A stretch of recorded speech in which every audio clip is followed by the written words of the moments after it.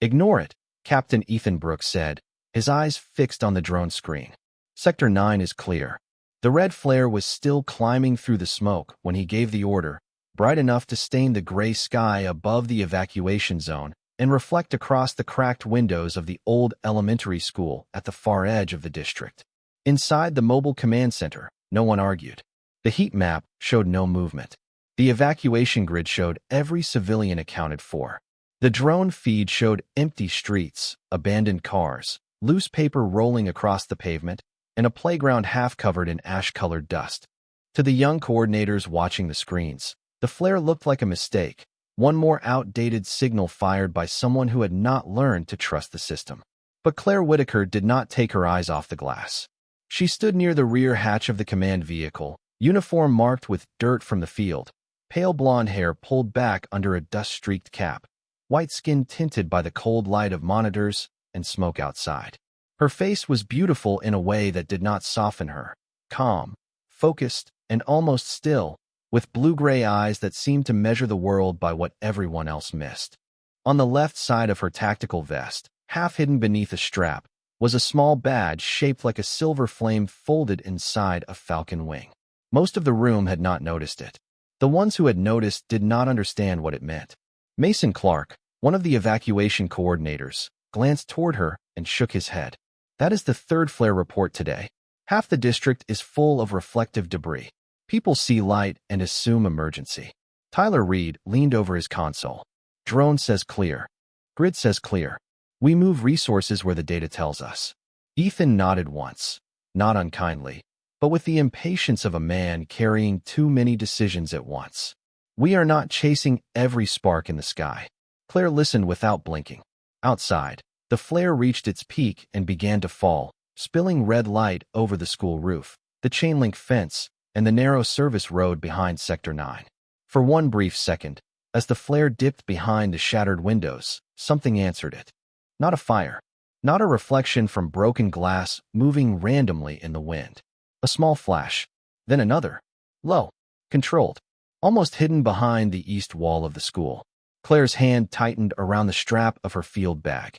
She stepped closer to the main display. Replay the last 5 seconds from the drone's west angle. Ethan did not look at her. We already cleared that block. Replay it. Mason gave a short laugh under his breath. Ma'am, with respect, the drone is not going to find children because a flare made you nervous. The room stayed busy, but something in Claire's silence made the air feel colder. She looked at the screen, then toward the smoke beyond the windshield, where the red light was fading.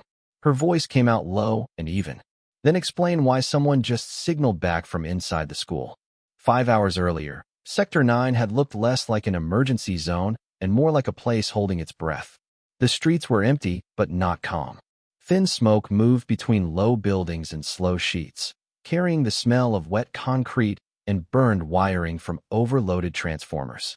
Evacuation buses had already pulled away from the main avenue, leaving behind orange cones, plastic water bottles, and chalk arrows on the pavement where volunteers had directed families toward the safe corridor.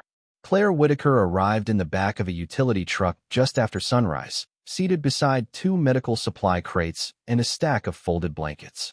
She stepped down without ceremony, adjusted the strap of her field bag, and took in the district before anyone gave her instructions. She noticed the things the screens would later miss. A school crossing sign bent at an angle, small footprints pressed into mud near a drainage curb, a torn page from a coloring book caught under the fence by the old elementary school. Her bag held a waterproof paper map, an analog radio, signal mirror, grease pencil, and a flare launcher worn smooth at the grip.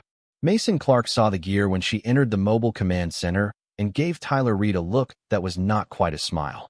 Did logistics send us a scout or a park ranger? Tyler whispered. Claire heard him. She kept moving. Captain Ethan Brooks stood at the main table, sleeves rolled, one hand braced beside a digital evacuation grid. He was 39, white, disciplined, and sharp-eyed. The kind of officer who looked as though he had been awake for 20 hours and still expected his uniform lines to hold. His voice carried steady authority as he assigned teams, cleared routes, and checked population counts against drone sweeps. He was not careless. That made the problem harder. Careless men ignored warnings because they did not care. Ethan ignored them because the data told him he was right. When Claire reported to him, he scanned her orders, then looked at the gear over her shoulder. Reconnaissance support? Field signal and route verification, she said. We have drones for verification. Drones see from above. People hide below. His eyes paused on her silver flare badge for half a second, but recognition did not come. Use the grid. Stay inside confirmed corridors. No independent movement without command approval. Understood. Claire took her post near the rear hatch, where she could see both the monitors and the street beyond the windshield. For the next hour, she said little. She watched families move through the safe lane. She marked wind direction. She listened when the radio hiss changed pitch near the school wall. And when the grid turned Sector 9 from amber to green, everyone inside the command center relaxed except her. Claire looked through the smoke at the old elementary school and saw one classroom window blink with a tiny, impossible flash. The first flash came and went so quickly that Claire almost could have dismissed it as broken glass catching the morning sun. Almost. She had learned long ago that the difference between a mistake and a message was rhythm. Random light wandered. A signal returned. She waited beside the rear hatch with her eyes on the old school while the command center moved around her in clean, practiced patterns. Ethan Brooks stood over the evacuation grid, speaking to route teams in a calm voice, approving road closures, redirecting buses, and confirming shelter capacity 3 miles west of Sector 9. The young coordinators trusted the screens because the screens had order. Streets were numbered. Blocks were colored. Names moved from pending to cleared with a swipe of a finger. It was easier to believe a green square than a quiet woman staring through smoke. Claire raised her binoculars and studied the east side of the school. The building had been checked from the air twice. Both drone passes showed no movement, no heat signature large enough to trigger concern, and no open distress marker. But drones did not understand fear. They did not know a child might hide under a desk, behind a cabinet, or in the corner of a hallway where thick walls swallowed body heat and old wiring confused the scan. Claire lowered the binoculars and stepped to the map table. Captain, I need a ground team to verify the east wing of the school. Ethan did not look up immediately. That structure was cleared at 0710. By air, by drone and grid confirmation, not by eyes on the floor. Mason Clark exhaled loudly from his console. We are moving limited teams through 6 active routes. We cannot send people back because of a window flash. Claire looked at him with the same calm she had carried since sunrise. It flashed twice. Tyler Reed turned in his chair. Reflective debris does that. Not from inside a classroom with no wind. Ethan finally looked at her. There was no cruelty in his expression, only pressure and a hardening belief that she was pulling attention away from measurable priorities. Whitaker, I respect field instinct. But right now, I need confirmed information. Claire reached into her bag and pulled out a grease pencil. On the plastic overlay covering the map, she marked the school's east wall, the service road, and the angle of the rising sun. Then she drew a thin line from the classroom window toward the command position. The flash came against the sun, not with it. Someone made it. Mason gave a short, disbelieving laugh. With what, a lunchbox mirror? Claire's eyes moved back to the school. Maybe. The room quieted for half a beat, just long enough for doubt to enter. Then a radio call from Route 4 broke the moment, and everyone returned to the grid. Ethan pointed toward the screen. Hold position. If it repeats, we will review. Claire said nothing. She walked outside into the gray light, took one red flare from her bag, and waited for the school to answer again. Outside the command center, the air felt heavier than it looked.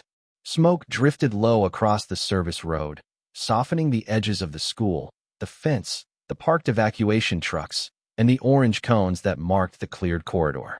Claire stood alone, near the rear bumper with the red flare in her right hand and her field radio clipped high on her vest. She did not rush.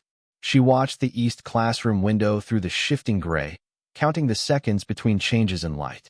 Behind her, inside the command vehicle, Mason's voice carried through the open hatch. She is really going to signal a building, Tyler answered. Maybe the building will write back. A few people laughed quietly, the kind of laugh people use when they want fear to sound like confidence. Claire heard them and let it pass. She had heard worse from better men. Her eyes stayed on the school. The flare launcher rested low at her side, not dramatic, not raised for attention. Just ready. Ethan Brooks stepped down from the command vehicle a moment later, boots crunching over grit. Whitaker, he said, controlled but firm. I told you to hold position. I am holding position. You are preparing to send an unconfirmed signal into an active evacuation sector. Claire looked at the school instead of him. I am preparing to ask a question the grid cannot ask. Ethan stopped beside her, close enough to see the calm in her face and the dust on her cheek. We have 3 routes still moving, limited personnel, and weather rolling in from the coast. If every operator follows instinct over command structure, this falls apart.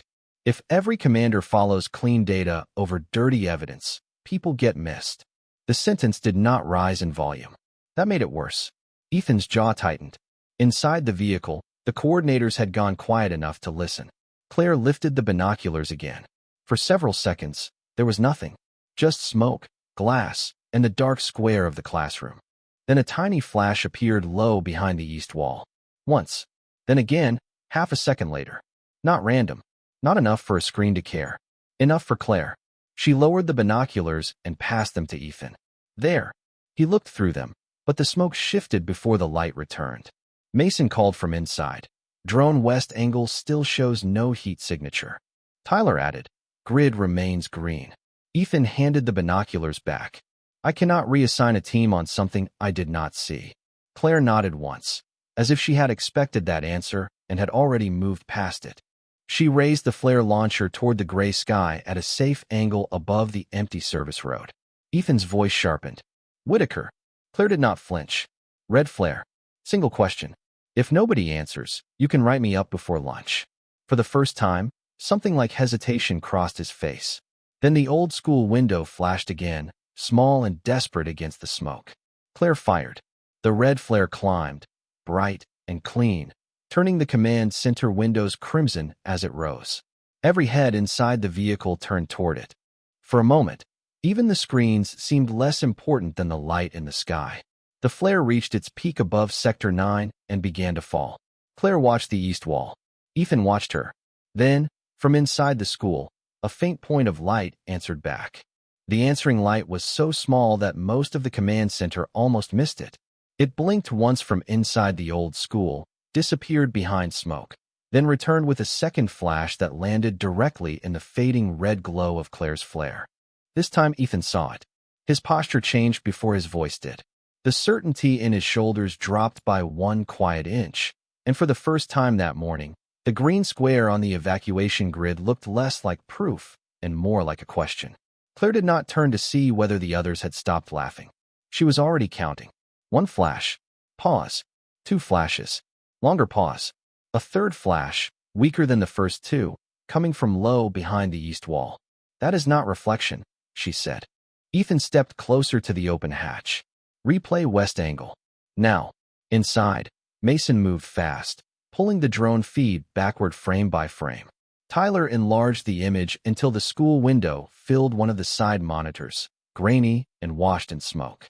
At first there was nothing but broken glass and pale sky. Then the red flare crossed the frame, and deep inside the classroom, a tiny white flicker answered it.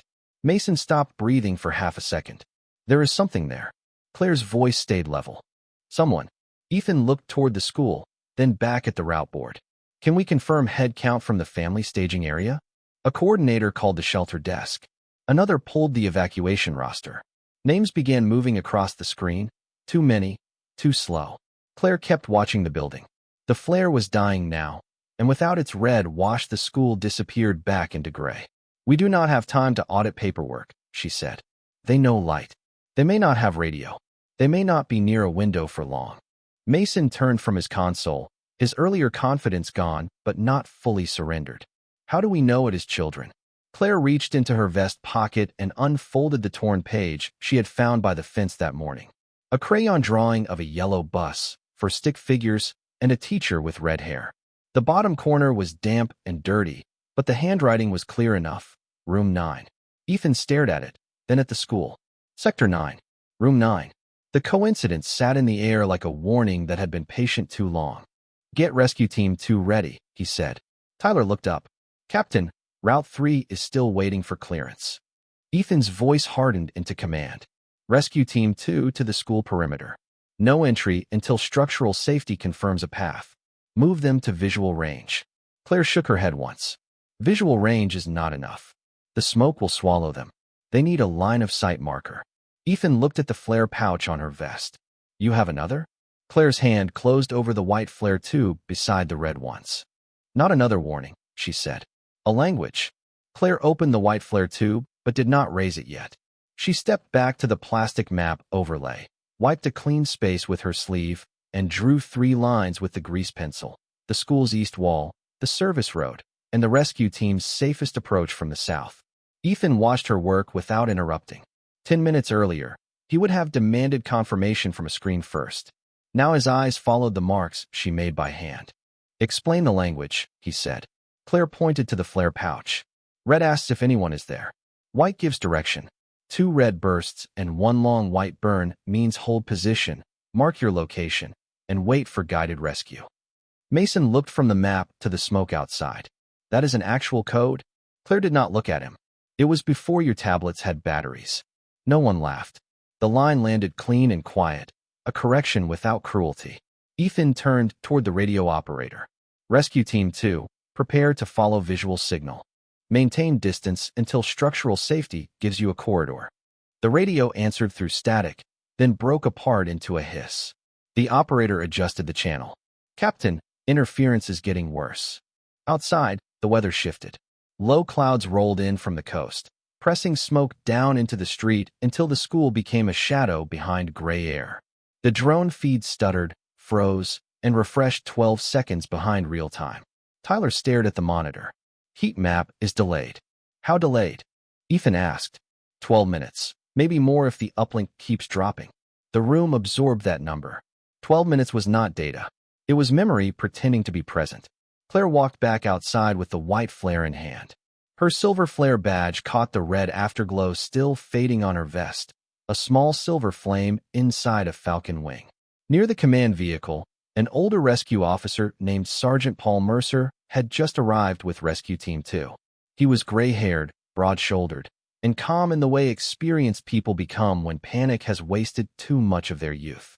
His eyes stopped on Claire's badge, then on the flare in her hand. His expression changed. Silver flare, he said quietly. Ethan stepped down behind her. You know that badge? Mercer nodded once, never taking his eyes off Claire. I know what it means when someone wearing it starts talking with light. The smoke thickened across Sector 9. Claire raised the white flare toward the sky at a safe angle, waited for the answering classroom window to blink once more, then fired. The white signal climbed through the gray, bright and steady, burning longer than the first flare. Claire counted under her breath. 1, 2, hold. The light reflected across the school's broken windows, slid along the east wall, and reached the low classroom where the faint reply had come from. For a moment, nothing answered. Then 3 small flashes came back from inside the building, shaky but deliberate. Mercer turned to his team. They understood her. Ethan looked at the green evacuation grid on the monitor, then at the school swallowed by smoke. For the first time all morning, the screen was no longer leading him. Claire was. Sergeant Mercer did not need a second explanation. He moved his team with the quiet efficiency of people trained to respect small signals before they became large regrets. 2 rescuers checked the south approach, while another marked the curb with orange tape that could still be seen through the smoke. Nobody ran blindly. Nobody forced the moment. The danger in Sector 9 was not something to defeat with noise. It was something to read carefully, 1 foot, 1 signal, 1 decision at a time. Claire stood near the command vehicle with the white flare still burning above the district, its glow fading slowly behind the low clouds. She raised her signal mirror and angled it toward the school, catching the last of the flare light and sending it back in short, controlled flashes. 1. Pause. 1. Pause. Hold. The answer came from inside the east classroom, weaker now, but still deliberate. 3 small flashes, then darkness. Ethan watched from beside her, his face set in a way that no longer looked like disbelief. It looked like responsibility settling where pride had been. How many, he asked. Claire kept her eyes on the window. At least 2 signaling. Maybe more behind them. Mason had the evacuation roster open inside the command center, his earlier confidence gone as he searched names, bus counts, teacher lists, and shelter confirmations. "Captain," he called, voice tight. Room 9 had a substitute teacher this morning. The class was split during evacuation. The roster says all students moved, but the shelter only confirmed 21 of 27. The number changed everything. No one spoke over it. 6 unconfirmed children were not an error. They were a command failure waiting to become permanent. Ethan turned toward the radio operator. "Rescue Team 2, possible 6 unconfirmed children in East classroom area. Proceed by visual guide only. Confirm safe corridor before approach." Static answered first. Then Mercer's voice came through, calm and close. "Copy. We have the white marker. Advancing to south fence." Claire shifted the mirror, using the flare's fading glow and the pale daylight to draw a path along the service road. The reflection hit a metal sign, then the side of a parked maintenance truck, then the school's lower windows. It was not bright enough to impress anyone from a distance. It was bright enough for people who were looking for hope. From inside the classroom, a small flash answered again, this time followed by movement behind the glass. Tyler whispered, "They are really there." Claire did not turn around. They always were. Ethan heard it. So did Mason. So did everyone who had trusted the green square more than the woman standing in front of the smoke. Mercer's team reached the south fence and halted while a structural specialist checked the side entrance. The drone feed remained delayed. The heat map remained useless. But Claire's light stayed honest. When the safe corridor was finally confirmed, Mercer looked back toward the command vehicle and lifted one hand. Claire sent one long flash toward the classroom. "Hold steady. Help is coming." The answer came back, trembling but unmistakable. The children had understood. The safe corridor opened like a narrow promise through the smoke. Sergeant Mercer moved first, not fast enough to be careless, not slow enough to waste the chance Claire had given them. His team followed the south fence, using the white flare's fading glow and Claire's mirror flashes to stay aligned with the east classroom. Every few steps, Mercer checked the ground, the wall, the doorway, then lifted his hand for the next signal. Claire answered from beside the command vehicle, steady as a lighthouse in a storm no screen could understand. One short flash meant hold. 2 meant shift left. One long flash meant the corridor was still clear. Ethan stood next to her now, not in front of her, not over her shoulder, but beside her, watching the language of light move across Sector 9 with a respect he should have given earlier. Inside the command center, Mason read the shelter roster again, this time with the humility of a man searching for people instead of defending a system. 21 confirmed, he said. 6 still unverified. Tyler enlarged the drone feed, but the picture lagged and blurred until the school looked like a memory. "Visual signal is stronger than drone confirmation," he admitted quietly. Nobody mocked the flare after that. Mercer reached the side entrance and waited while the structural specialist cleared the frame. Claire shifted the mirror toward the classroom window. The answering flash came back faintly, then disappeared. For one cold second, everyone stopped breathing. Claire did not panic. She raised the mirror and sent the hold signal again, slower this time, gentler, as if speaking to someone frightened across a dark room. A tiny flash returned from lower inside the window. Then another. Ethan's voice was low. They moved down. Claire nodded, probably away from the glass. Mercer's radio cracked through the static. "We have visual contact inside the east wing. Small group. Conscious and responsive. Preparing guided exit." The command center went silent, not with fear this time, but with the weight of being wrong and grateful in the same breath. Minutes passed in careful pieces. A rescuer appeared at the side doorway with a child wrapped in a gray emergency blanket. Then another, then another. No chaos. No shouting. Just trained hands, soft voices, and small figures guided into daylight one by one. 6 children came out of the east wing, dusty and shaken, holding lunchboxes, backpacks, and each other's sleeves. The last was a little girl with a metal pencil case clutched to her chest. She looked toward the command vehicle and lifted it weakly. Sunlight struck the case and sent one final flash toward Claire. Claire lowered the mirror. Her face did not change much, but her eyes softened. Ethan saw it, and the lesson became permanent. The children reached the medical tent just as the last of the white flare faded from the sky. One by one, their names moved from unverified to safe on the evacuation board, and each update landed inside the command center like a quiet correction. Mason Clark stood in front of the roster with his hands at his sides, no longer defending the green square that had almost hidden 6 lives behind one clean word. Tyler Reed replayed the drone footage again, watching the delayed heat map show emptiness in the same moment the children were already being led into daylight. He did not make excuses. Neither did Ethan Brooks. He stood near the rear hatch, looking from the school to the screen, then to Claire Whitaker as she slid the signal mirror back into her field bag. Sergeant Mercer passed by with Rescue Team 2 and gave her a small nod, the kind of respect professionals give when words would only make it smaller. Claire returned the nod and began securing her flare pouch. The silver flare badge on her vest was still visible, silver against dust, a small flame folded inside a falcon wing. Ethan stepped toward her slowly. His face carried the weight of the morning, not shame alone, but understanding. "I should have listened," he said. Claire checked the safety cap on the empty flare tube before answering. "Yes, Captain, you should have." The words were calm, without anger, and that made them impossible to reject. Ethan looked back at the old school, where the classroom window still reflected a pale line of daylight. The grid said clear. Claire lifted her eyes to him. The children did not. For a moment, nothing moved except the smoke thinning over Sector 9. Ethan absorbed the sentence the way a good officer absorbs a hard lesson, without looking for a softer version. Behind him, Mason approached with the torn crayon drawing from Room 9. He held it carefully now, as if paper could become evidence of humility. "Ma'am," he said, voice low, "I was wrong about the flare." Claire took the drawing and looked at the yellow bus, the stick figures, the red-haired teacher. "You were wrong about listening." Mason nodded. No defense. No joke. That was enough.